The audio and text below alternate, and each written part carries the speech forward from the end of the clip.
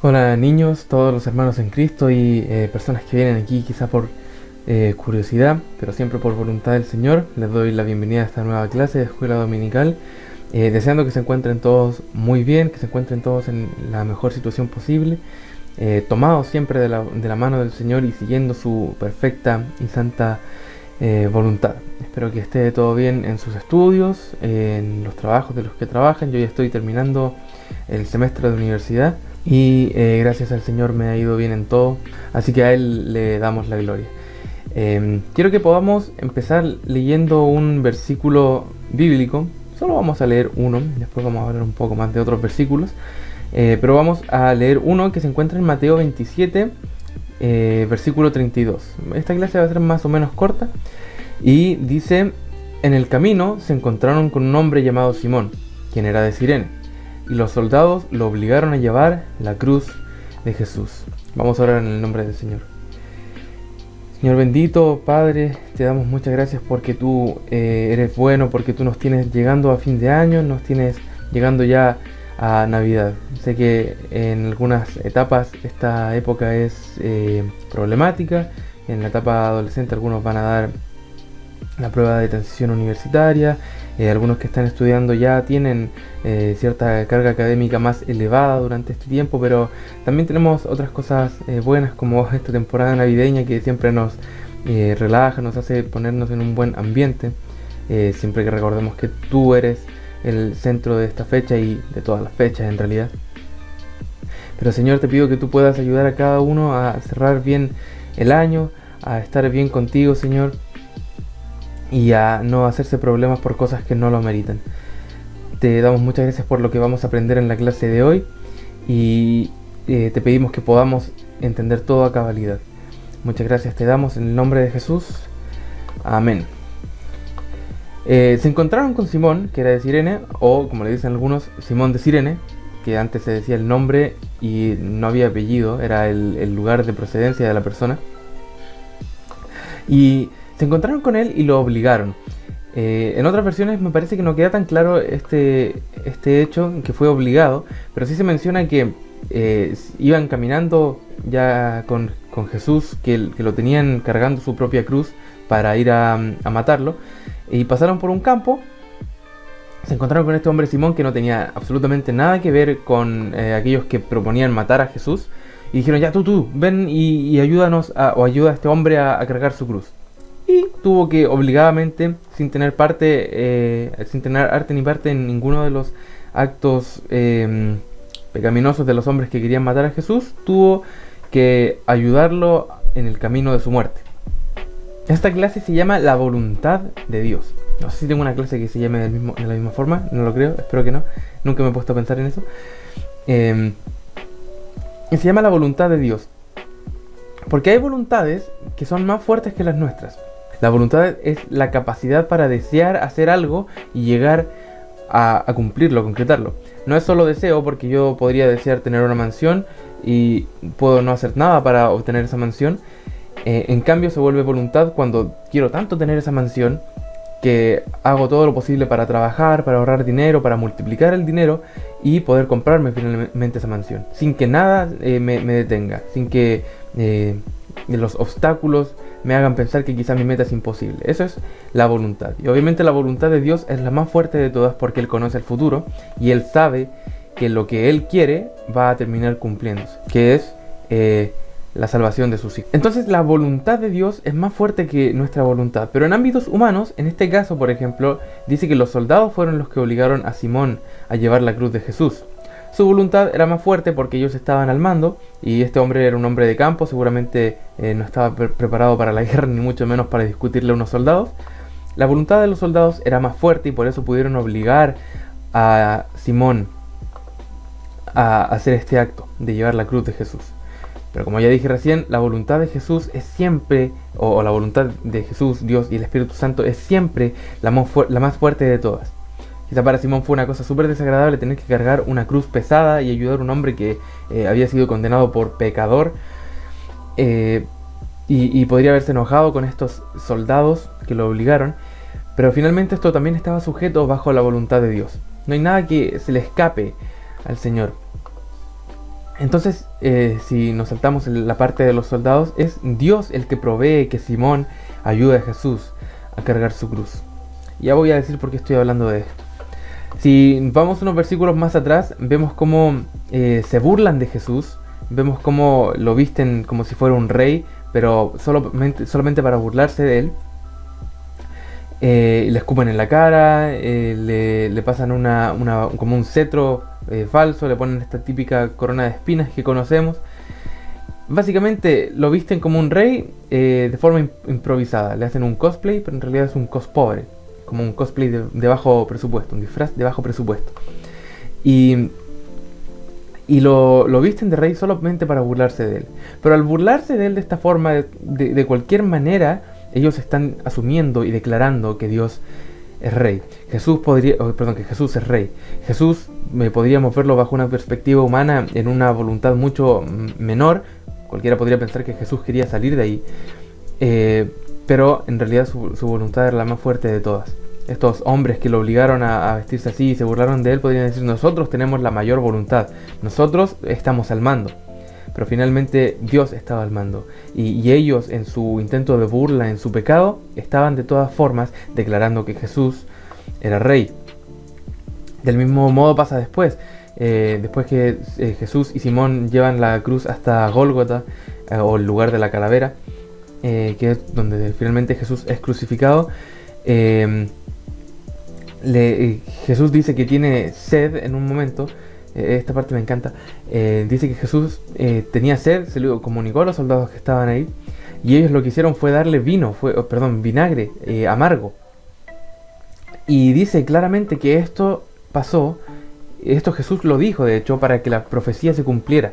Cuando una persona dice tiene sed, ¿qué le da a uno? Le da agua, le da algo que lo refresque. El vinagre no iba a refrescar a Jesús, y él sabía que querían burlarse de él, pero él era más inteligente y él sabía que si él pedía algo para refrescarse, le iban a dar vinagre y se iba a cumplir la profecía que hablaba de él como un rey de quien se burlaron y le dieron vinagre para beber. La voluntad de Jesús era más fuerte, aunque las personas pensaron ahí que eran más inteligentes y se las intentaron dar de listos. La voluntad de Jesús y de Dios y del Espíritu Santo siempre va a ser la más fuerte de todas. Sí, a Simón de Cirene lo obligaron a llevar la cruz de Jesús, pero esto estaba bajo los planes de Dios. ¿Por qué? Porque hay estudiosos que, si vamos primero a Marcos 15:21, que es un pasaje paralelo al que leímos, de Mateo 27:32, dice: un hombre llamado Simón, que pasaba por allí pero era de Cirene, venía del campo justo en ese momento, y los soldados lo obligaron a llevar la cruz de Jesús. Simón era padre de Alejandro y Rufo. Y en Romanos 16:13 dice que, es Pablo el que habla: saluden a Rufo, a quien el Señor eligió para hacer lo suyo, y también a su querida madre, quien ha sido como una madre para mí. Como decía, hay estudiosos que dicen que este Rufo que aparece aquí mencionado es el mismo Rufo, hijo de Simón de Cirene. Dicen que es el mismo Rufo. Entonces, un hombre que probablemente no sabía mucho de Jesús y fue obligado a ayudarlo a llevar su cruz, terminó siendo su discípulo. Su esposa terminó siendo discípula de Jesús, y sus hijos, o por lo menos uno de sus hijos, Rufo, habría terminado siendo también un seguidor de Jesús y compañero de Pablo, o hermano de Pablo en la fe. Saluden a Rufo. Nos vamos a quedar con esta teoría, obviamente, de que Rufo era el mismo hijo de Simón de Cirene. Rufo llegó a Dios, llegó a Cristo por causa de una obligación, por algo que se alejaba completamente de la voluntad de Simón, pero que estaba dentro de la voluntad de Dios. Y hay cosas que pasan en nuestra vida que no nos gustan, que nos desagradan y que pensamos que no tienen ningún propósito, pero en Dios esas cosas tienen propósito. ¿A quién de ustedes les gustaría que vaya una persona cargando un montón de peso y te dicen: oye, tú ayúdalo y levanta el peso también?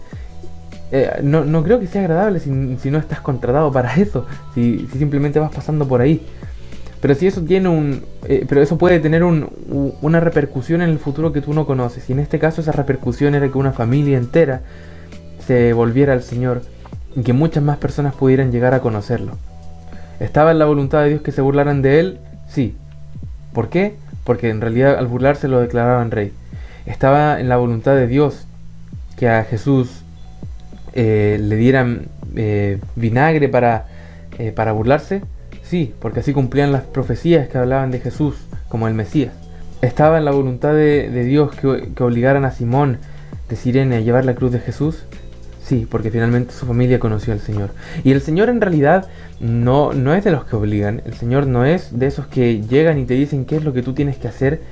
El Señor siempre entra a tu vida una vez que Él te preguntó y tú le diste permiso para entrar. Pero es imposible escapar de la voluntad de Dios en una cosa. Hay una sola cosa que Él determinó desde el principio y que es inmutable, que no puede cambiar. Hay una cosa en la voluntad de Dios que se da en todos y es adorarle. ¿Pero cómo? Si hay tanta gente que es atea, hay tanta gente que es antiteísta, que se preocupa de intentar vencer al Evangelio y decir que el Evangelio es falso y que Dios no existe. ¿Cómo puedes decir que todos le adoran y que nadie se escapa de eso? Bueno, ya veíamos un ejemplo de gente que intentó burlarse de Jesús y de todas formas inconscientemente lo adoraban. Y hay un nivel incluso mucho más profundo, pero al mismo tiempo mucho menos notorio, que indica que adoramos a Dios todo el tiempo. Y probablemente saben que dice en la Biblia, precisamente en el Salmo 150, versículo 6, que todo lo que respira cante alabanzas al Señor. Alabado sea el Señor. Y esto es porque en cada respirar uno está adorando al Señor. Dicen que estas 4 letras del tetragramatón, WH, que algunos lo leen como Yahvé y en otras traducciones sale simplemente como el Señor. Dicen que estas letras en hebreo, la pronunciación de cada una de ellas es como una respiración. Entonces cada vez que uno respira, alaba a Dios. Cada vez que uno está respirando, alaba al Señor. Cuando tú naces, lo primero que hacen, o hacían antes por lo menos, no sé ahora, era darle una palmada al bebé para que éste pudiera llorar y activar sus pulmones y empezar a respirar. Todo lo que respira alaba al Señor. Empiezas tu vida respirando. Y cuando mueres, quedas tu último aliento. Terminas tu vida respirando, alabando al Señor, porque cuando naces y te hacen respirar, en esa respiración mencionas el nombre del Señor.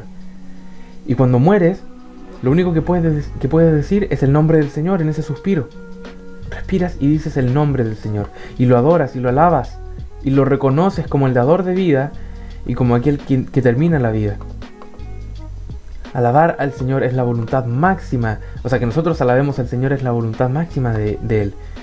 Él quiere recibir tu alabanza. Y Él recibe tu alabanza aunque tú no quieras dársela. Y así es. Y podemos escoger darle nuestra alabanza. Claro que sí. Pero sepamos también que aquellos que dicen que no quieren alabar al Señor, de todas formas lo hacen. Y la única forma de dejar de alabar al Señor es dejar de respirar. Morir finalmente. Entonces, dije que esta clase iba a ser cortita. ¿Qué aprendemos de hoy? Aprendemos que incluso las cosas que parecen feas, incluso las cosas que parecen que estamos obligados a hacer, esas cosas que se escapan de nuestras manos y de nuestro control, sirven finalmente para alabar al Señor. Todas esas cosas feas que pasen, todos esos llantos que tuviste, todos esos temores también que pasaron por tu cabeza, finalmente tienen como propósito alabar al Señor, porque están en tu vida. Y todo lo que respira alaba al Señor. Todo lo que respira alaba al Señor. Mientras vivas, lo único que puedes hacer certeramente es alabar al Señor. Y puedes hacerlo a conciencia, y eso es lo mejor. Si, como decía, probablemente a Simón de Cirene no le gustó mucho la idea de tener que obligado llevar la cruz de Jesús. Pero a lo mejor si él hubiera sabido que Jesús era el Mesías, que probablemente no lo sabía. Y si hubiera sabido también que sus hijos tendrían una vida digna de Dios a partir de ese hecho, hubiera llevado la cruz con muchas ganas. Y así debemos hacerlo nosotros mismos. Tenemos que llevar nuestra cruz con ganas, porque llevar la cruz de Jesús es difícil, es pesada. Es pesado llevar el mismo dolor y el mismo sufrimiento que Jesús. y probablemente ni siquiera lo alcancemos completamente, pero sigue siendo igual de pesado. Pero nosotros sabemos cuál es el fin de todo eso, sabemos que está en la voluntad de Dios el poder seguirlo y el poder llegar al cielo y que muchas más personas lleguen a conocer a Jesús y que se conviertan. Está en la voluntad de Dios. Nada se escapa de su voluntad. Incluso las cosas malas, incluso las cosas pecaminosas que hacen las personas no se escapan de su voluntad y Él tiene control al final del día de lo que sucede y no sucede. Así que no se desanimen porque siempre va a estar Dios atento. Solo tienen que ustedes estar atentos a lo que el Señor quiere hacer. Considerar los resultados, considerar cómo funcionan las cosas para el Señor. Y no con cuestionamientos. Sí, está bien cuestionarse las cosas, está bien querer buscar respuestas, pero no tenemos que cuestionarnos que Dios sea bueno y que su voluntad sea perfecta. Vamos a orar en el nombre de Jesús. Señor, te damos muchas gracias porque tu voluntad es perfecta, porque nos amas, porque nos permites vivir vidas que conducen a ti. Es verdad que no todos los caminos llevan a Roma, es verdad que solo hay un camino al cielo, que es Jesús, pero estamos muy cerca de ese camino. Incluso las personas que no te conocen están cerca del camino. Nosotros ya estamos caminando, pero hay otros que están cerca sin saberlo. Ayúdanos, como veíamos en otras clases, a acercar a esas personas al camino. Ayúdanos a entender tu voluntad para poder darla a conocer a las personas. Gracias, Señor, por tu bondad. Gracias, Señor, por cada hecho que ha ocurrido en nuestra vida. No importa si sea bueno o malo, te damos gracias, Señor, porque tú has estado ahí. Y porque si estamos vivos, te adoramos. Y te adoramos porque estamos vivos. Gracias, Señor, te damos. En tu santo nombre. Amén y amén. Así que recuerden que el Señor no nos obliga a nada, pero no tenemos otra alternativa que adorarlo. Así que escojamos adorar al Señor. Nos vemos.